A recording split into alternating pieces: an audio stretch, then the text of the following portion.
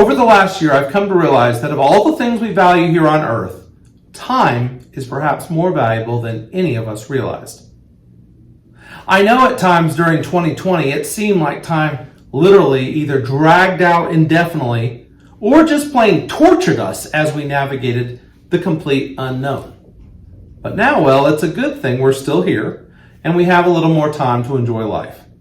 You see, some of the biggest positives that come out of all of this had to do with how I see people actually spending their time. Whether maybe exercising more or getting more sleep or simply spending more quality time at home with their family. These are positive changes, and people are better prioritizing their health and their families. In fact, our day-to-day normal literally has been reset as the world stopped. And I personally hope that not everything goes back exactly the way it was. For me, it's the simple things. I found that I enjoy taking a few more minutes to eat my breakfast of eggs and oatmeal in the morning. I used to think that when I got to the office and found employees talking and laughing, that meant they weren't working.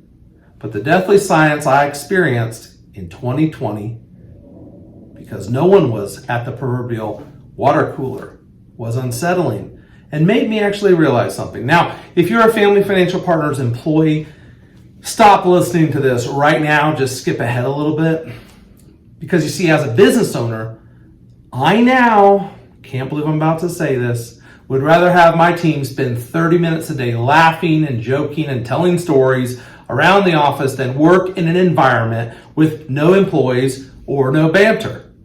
I've realized that as we've continued to reopen, that my mindset is totally different when it comes to how I want to be and be known as a business owner. I want to create morale, and that's not done by controlling.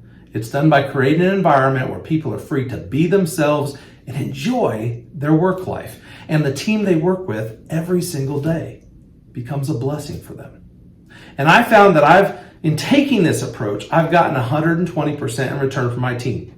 And the outlook as a whole for our organization is more energetic and more productive.